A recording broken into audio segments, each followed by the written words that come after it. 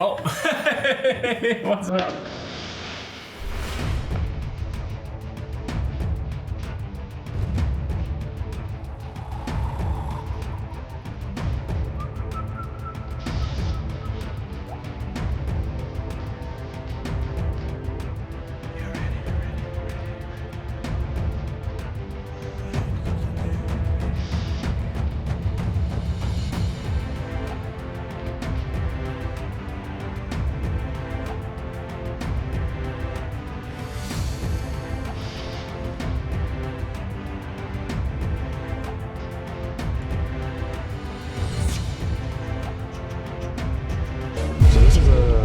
Chicken and fried rice. Yeah, that's just rice. That's just white rice. Thing, but this whole thing. Yeah. So that's 31 RMB each piece. So total we paid like 63. It's like 31 something.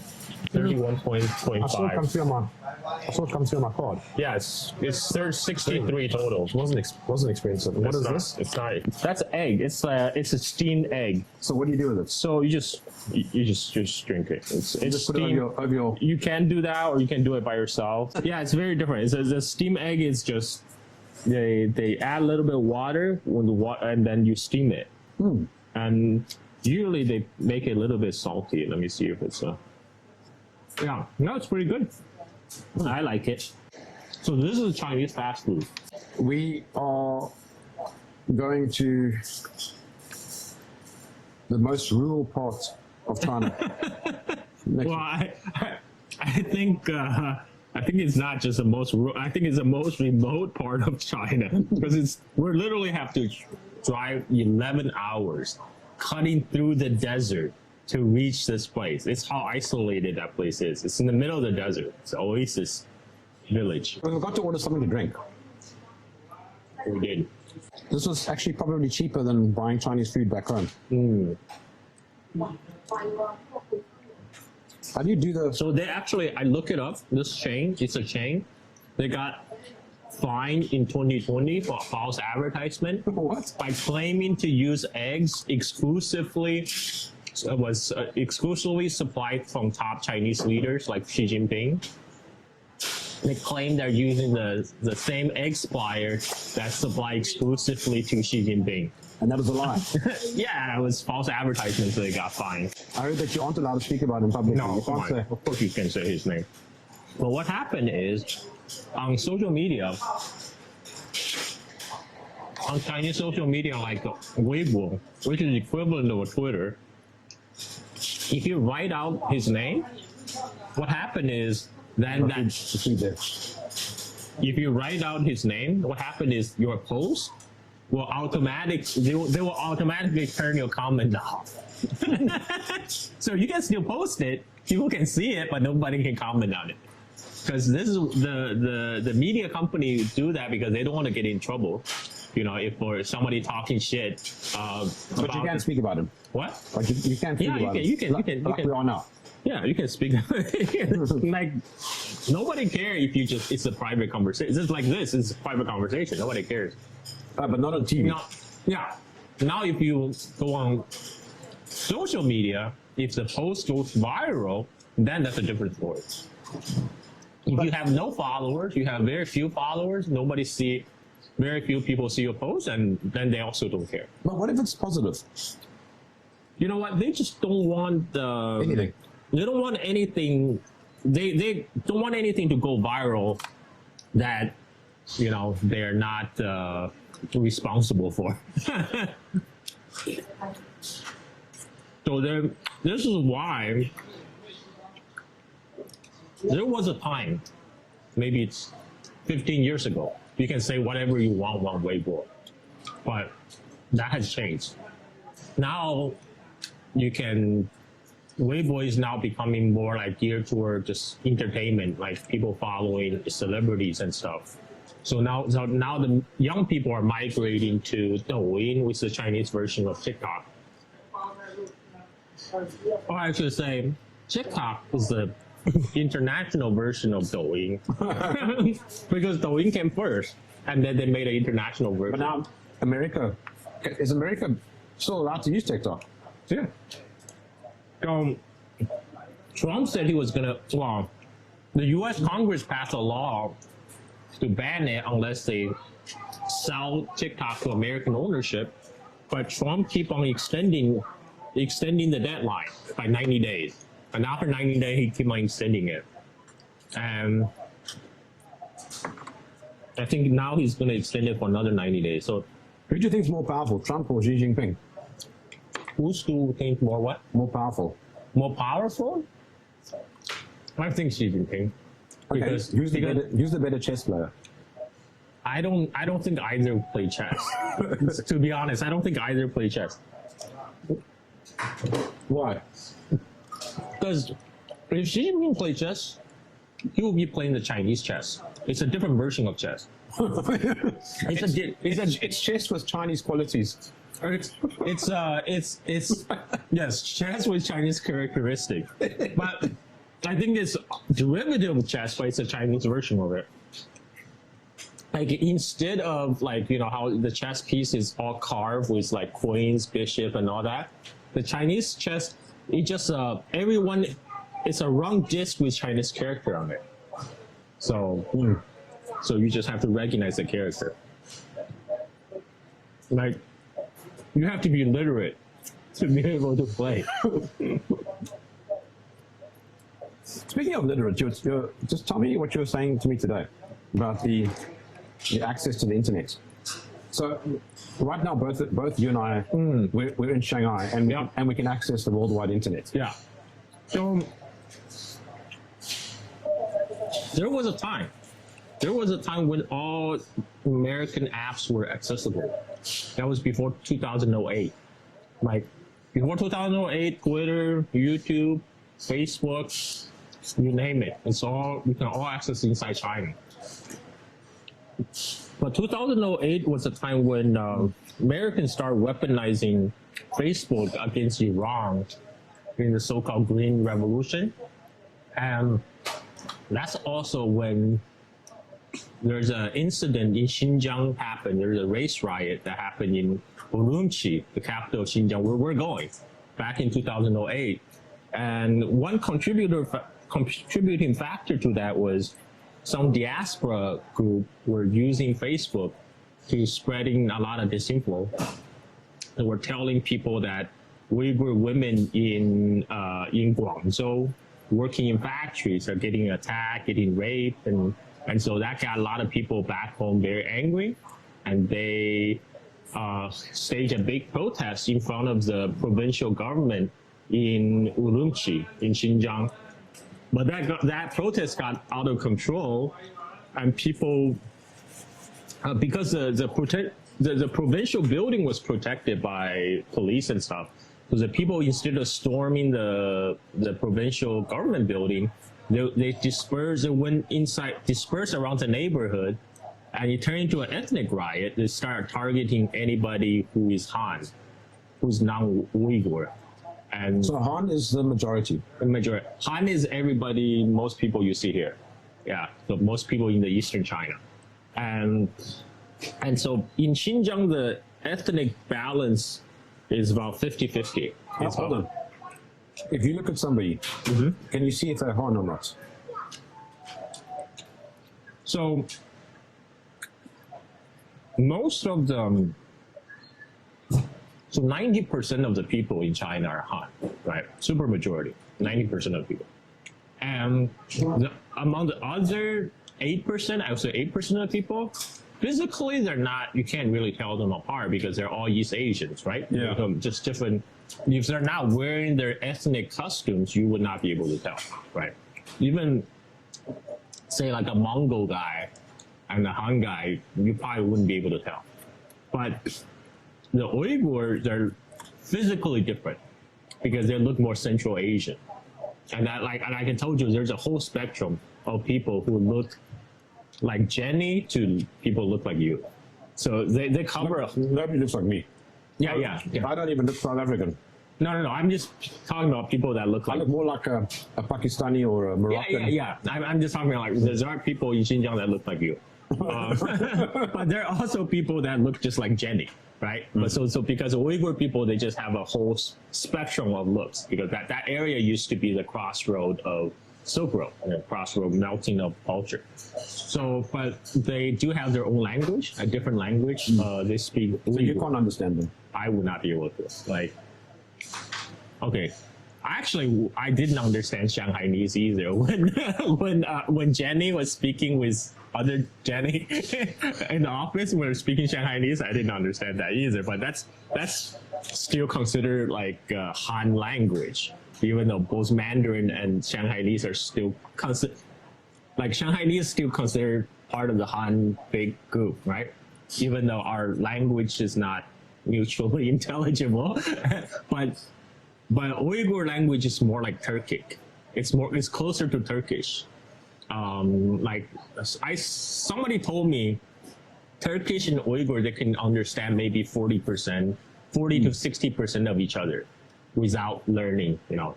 So anyway, so their language is more different. Their looks is more Central Asian. So they look like people from Uzbekistan, for example. To me, everybody here just looks the same. You will see a difference when we go to Xinjiang. Here in the East China, most people look the same. But so Xinjiang is it's remote and it's politically sensitive. Yeah, and also their religion, they're Muslim majority people, right? So the religion is different because most people, Han people, are not Muslims. Where the apparent quote unquote genocide is happening. Right. With the quote unquote concentration camps. Yeah. Well, we will see. So I think we should talk to locals. You know, I'm not. I know one of the women. Who's this? Hello? China SIM is now active. Download the Nihao mobile app to manage your account. It's an ad. Enjoy a free 5G upgrade. Check your SMS for the link. Thanks. What? What is active? Oh, look, here we go. So this is a type of berry juice. Yeah. Oh, that's good. I have no idea what that is. It's I don't know how is it say in English. Wait. I have an app. Go. That can read it. Let's see. No, that's just that's the character of this place. Oh, is that just the logo? It just means maternal uncle. That's a logo of the store. It just means maternal uncle. Yeah, there it says, look there, uncle. Yeah. There it says, be particular about rice. Just eat the old lady. So Lao Liangjiu means the old uncle. Liangjiu is there in this particular area, Shanghai. Liangjiu means maternal uncle, but you know So it says there, be particular about rice. Just eat the old lady. Yeah, I'm not quite there yet. Yeah, lady now. Because the store name is Lao Liangjiu, which means old uncle, or old maternal uncle. So after 2008, because China felt like U.S. is weaponizing social media as a way to do color revolutions and sabotage other government, that's when they banned it. 2008, July 2008. After the race riot in Urumqi, that's when Facebook, YouTube, Twitter all got banned. And as a side product of the ban of American social media, that gives a chance for the Chinese domestic social media to grow. So everything you see like WeChat came after that. WeChat, Alipay, all these Chinese apps developed as a result of the banning of the American apps. And in the beginning, a lot of the Chinese apps, they're kind of just copycat of the Western app, but then they start develop their own. So like WeChat actually originally they developed on QQ. I don't know if you know QQ. I heard about it. But QQ is kind of developed on like AOL chat. Yeah. But QQ got very popular in China, and then Tencent made their own version of QQ, as they call it, WeChat.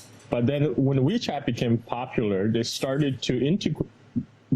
They start building WeChat as a platform, so it can integrate with other online apps. So basically, you never need to leave WeChat. You can use WeChat to pay. You can use WeChat to open other apps. That's what Elon wants to do with X. Where did he get the idea? He get the idea from no. Chinese people stole American ideas. Yes.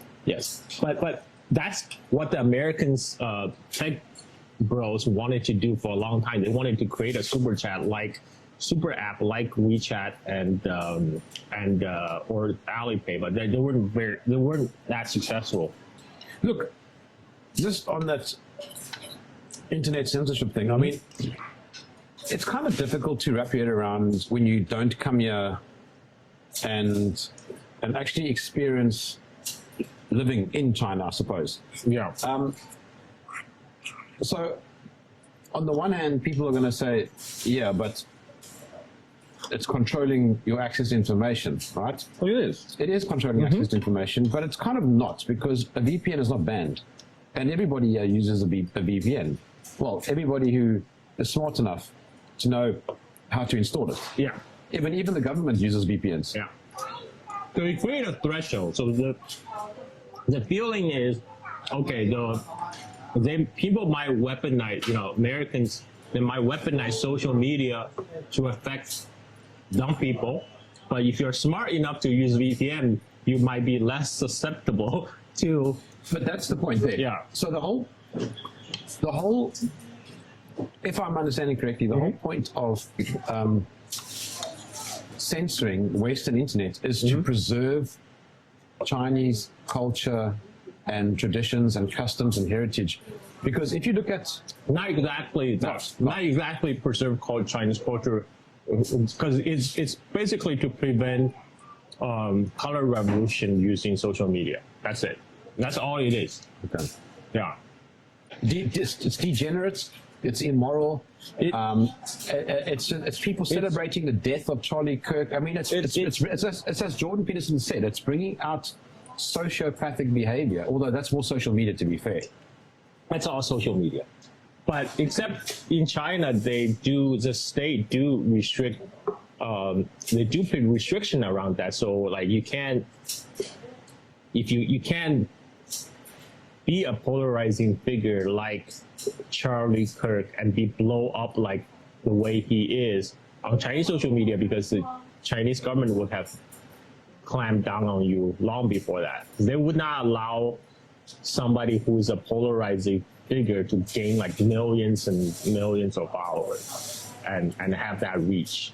That's a difference. That's a difference, because they will. I know this because at one time I had like 5 million followers on Weibo. I got censored so many times. Oh, really? Yeah. So eventually, my account just got suspended because I was skirting around too close to the sensitive topics. Because I like to make smart-ass Alec comments, like how I'm criticizing the United States. You could imagine I was doing similar things in China, but I got blocked for that. So there is censorship. I mean, like, I don't like censorship, but there is censorship in China. But there's also, I mean, it's weird. I don't agree with censorship. I would not be able to make a living the way I'm doing right now in Chinese social media. I don't think I would either. Yeah, because like I will be pushing against the envelope too much. Yeah, I think me too. Yeah. Mind you, though, I mean, a lot of the topics that you can't speak about in Europe or the US, you can speak freely about here. That's true. So, for example, that's true. If we wanted to, we could chat about the Holocaust, and we could openly discuss whether or not Hitler was a good man or not. We could openly discuss whether or not the Holocaust was a hoax or not. Now, even just saying that, you can't even say that in Europe. Yep. And I'm not even saying if any of that stuff is true or false. No, I'm simply bringing up that's the talking points. That will land you in jail in Germany. That will get you violating some laws in Germany. I do understand the desire to preserve or protect one's particular. This is essentially a civilization. I think It's not just a country; it's a civilization. sure, but I think protecting that was secondary. I think the primary concern, the initial reason for cracking down on Western social media is because they are worried that American internet platform will be used for will be weaponized for sabotage. That's a real reason they got banned. And I mean, the Chinese government, because effectively doesn't like two things. It doesn't like protest. Yeah, it doesn't like protest. Yeah. It does not like public protest. Like okay. So there are a lot of protests in China. Like, for example, a lot of people protest against developers, particularly because there's a lot of shady, real estate developers, and there's a lot of protests. Like these kind of localized protests, the government can let that go. That doesn't matter. But what they don't want the protest is kind of the national protest around, say, a particular issue that could be turned into a color revolution type of, like, regime change type of scenario. That's what they don't want. And that's what's funny. We see that happening all over the place. We see those color revolutions occurring, and they're almost always not internally triggered. Well, I don't know. I don't know if that's true. I think there's a lot what was going on in Hong Kong was certainly foreign influence. That's definitely foreign influence, but I think there's also a lot of thing was developing locally in Hong Kong created the condition, because one of the condition was a lot of the Hong Kong youth, they were getting left behind by the economic development. They're kind of like the youth in the West, right? They can no longer afford to have housing, because housing in Hong Kong is super expensive, and their economic prospect wasn't like going up and up like before. And hang on, did you just do that? Come on. But we're in China, we can do it. Anyway, so in I'll have that over there. so in but like very typical, they blame on mainlanders. They blame on mainlanders for job competition in the job market, for example. They're blaming mainlanders flooding into Hong Kong to take their resources. So it's kind of a Hong Kong nationalism. But of course, that got weaponized when the protests got underway. This is why it's very polarizing. A lot of mainlanders, they could not support the Hong Kong protests because the Hong Kong protest is about them. They really didn't like the mainlander. Like people who were caught speaking standard Mandarin in Hong Kong, they were getting beaten up, right? So there was a really bad period. And so, yeah, so I mean, there definitely, there's a very radical element of the Hong Kong. When the Hong Kong protest started, it was largely peaceful. But then there was a very small group of very radicals that really pushed the envelope on pushing it toward violence. And like a lot of political movement, a lot of time you just need a very small group of people to push the boundary, to shift the overtime window. That's what happened in Hong Kong. So those small group of people definitely were Western backed, got backing from foreign influence, no doubt. So in a way, they kind of hijacked the whole protest. But there were some internal conditions that created the protest. That was not before the crackdown on the internet. No, so that's 2019. Oh, 2019. 2019. Okay. So the crackdown on the internet happened on mainland China. Didn't happen in Hong Kong because Hong Kong functioned under the one country, two system, which means Hong Kong is part of China after 1997. But Hong Kong continued to run under its own system. This is why even people from Shanghai, if they want to travel to Hong Kong, they need to get a special visa. But hang on, because people sometimes argue this. If I say I've been to Hong Kong, can I say I've been to China? Yeah, you can. But you can say, I haven't been to the mainland China. But you have been to China. You're Hong Kong. You have been to Hong Kong part of China, but just not the mainland China. Shanghai is mainland China. Yeah, people do make that difference. So there's mainland China, and there's Hong Kong, and there's Taiwan. You know, they're all different. They're all different, and they all function under different systems. Hong Kong, because when Hong Kong was returned to China before Hong Kong was returned to China, Deng Xiaoping promised that he will leave the Hong Kong system alone for 50 years. 50 years, no change to the Hong Kong system. So how many years have passed now? It's 19. It's less than 30 years, right? 1997 to now, it's almost 30 years. Not yet 30 years. You think they're getting nervous? What? Are they getting nervous? I mean, there's still 20 years to go, but I think the idea at that time is that mainland China itself will change so much at the end of the 50 years, there will be no difference. I think, in a way, that is true, because in 1990s or in 1980s, Hong Kong, if you compare Hong Kong's economy to the entire economy of mainland China, it's like 25%. It's like a huge portion. And same thing with Taiwan. But right now, Hong Kong is just a very small percentage of the overall Chinese economy, because that's how much the Chinese economy has grown. Like what we saw today at the Bund, right? You saw all these buildings where it used to be all farmlands in 1990s. Now it's all like big tall-rise buildings. It's incredible. Yeah. I think I told you that story before. When I was growing, you still had a food coupon. Yeah, the ration. We still had used ration to buy rice, to buy soy sauce, to buy oil, to buy meat. That was 1980. That wasn't that long ago. That was 40 years ago, within my lifetime, right? And that was when it was hard living here. Yeah, that was when everyone was looking to get out. Because I remember in 1980s. Everybody was looking to get out. They don't even care which country. So like any foreign country is better, because at that time, objectively, around all the neighbors of China, the only country that's poorer than China at that time was only 3 countries: Vietnam, Cambodia, and Laos. And that's because those 3 countries just came out of war. So every country, even Myanmar, was richer than China back then. Myanmar, Indonesia, Philippines, they're all richer than China back then. And then something remarkable happened that led to China's huge prosperity. That's communism. Right. That's a socialism is Chinese characteristic. That's what Deng Xiaoping said. He said, socialism is not poverty, right?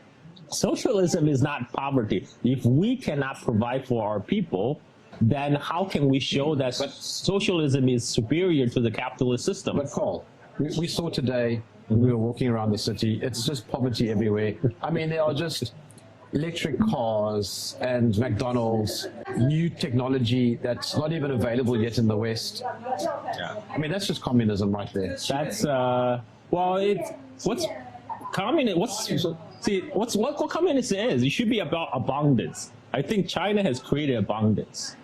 I think they are making into more progress, into even more abundance. This is what the West would call overcapacity, right? By the way, we also saw Tesla. We did. So it's an American car. Yes. That's 50% made in China. Yeah, more than 50% of Tesla is made in Shanghai, here in Shanghai. Let's not tell the Americans.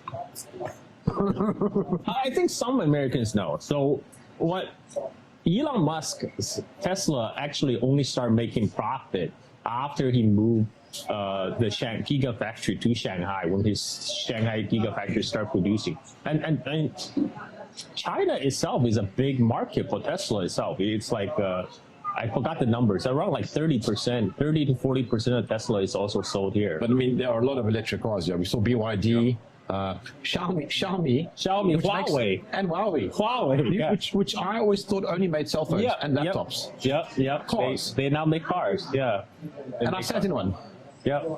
The things are trying, and those cars are not even available outside of China. Yeah. But you know what? China don't even say they're communist. I mean, they don't say their society is communist. They're saying they're building the primary stage of socialism, which means they're not even socialists yet. They're building towards socialism. They're building toward the basic level of socialism. But here's what's so funny though. It's also silly. Like one word to define everything. Like it's so myopic, Carl. This is what I come to realize. Like it doesn't matter actually what these words mean. People like, especially Americans, yes. they get so caught up in, oh, but those are commies. Oh, those are socialists. Oh, these are libertarians. None of that stuff matters. Just look around you. Like literally, just come to China. I agree. And just look. Just look. I agree. see, I think what happened is China has moved to a post-ideological phase, especially after Cultural Revolution. Before Cultural Revolution, during Mao China, China was very ideological. Well, America's still ideological.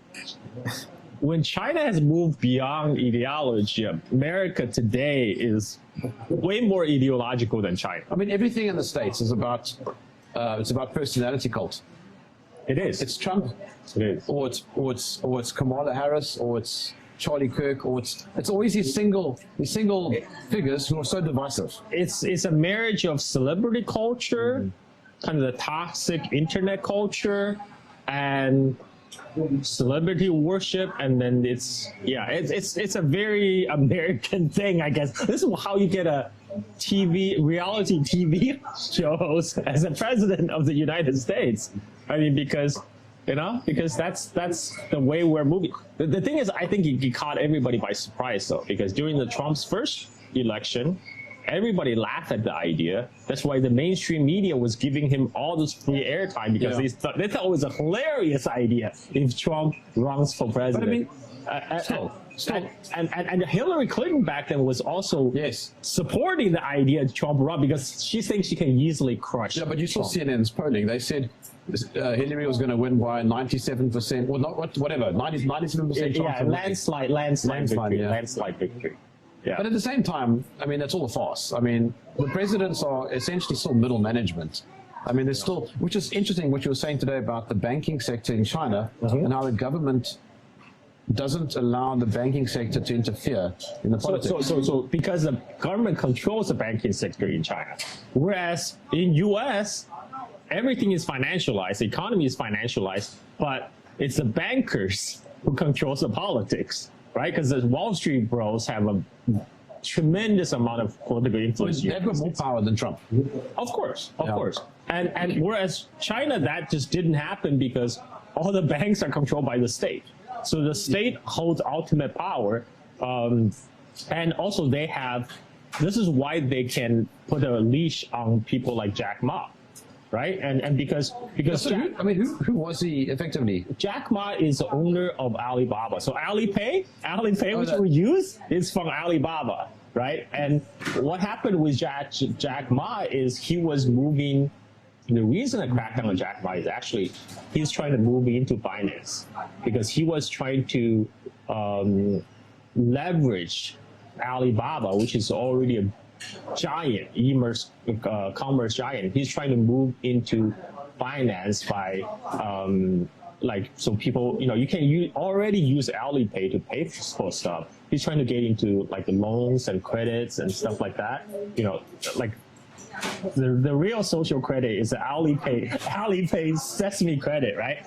And so, but that's when the Chinese government stepped on the brake, because they don't want billionaires like Jack Ma to control finance. They want the government to control the financial industry. So they're very strict about that. The government controls the bank. So they allowed him to become a billionaire. Yeah. And that's fine. I mean, that's fine. That other shop we saw today, Pop Mart. So he became a billionaire. The owner of Pop Mart is the latest billionaire on China. But as long as he doesn't try and get into influence the politics. Yeah. Right. Yeah. Cannot. So in United States, US is a country where money rules everything. So the money controls the politics. But here in China, it's the state controls the money class. They don't let capitalist class to get out of control. So Jack Ma. So they let you get rich if you want. You can get rich, but you cannot try to influence government policy, like the way billionaires in the United States do by like funding lobby groups and. You can't do that, Joe. No. See, Charlie Kirk, one of the reasons he was so influential is because Turning Point USA is one of the most well-funded group in media operation in United States. He has a lot of billionaire backers who fund his operation. Like that would not be allowed in China. Like in China, that's a no-no. This is we're circling back towards the control, right? Yeah. So China is not allowing. There are restrictions in China. They would not allow a figure like Charlie Kirk to emerge because they don't want. Again, they don't want like a force, especially a group of billionaires, to be able to, like, creating a influencer podcaster to influence national politics. What about Joe Rogan also? Yeah, Joe Rogan would not exist in China either. Yeah, unless if he only talks about entertainment, then it's okay. You know, you can be an entertainment influencer in China, but not a political podcaster. So basically, just stay away from trying to influence the political trajectory of China. Then you're fine. Yeah. Then you can be rich. You can be left alone to pursue your billions. And you can own all your private properties. You can own all your private properties as long as you try not to change the political structure or the political future of China. So, shall we go get a drink? Okay, sure. Let's go.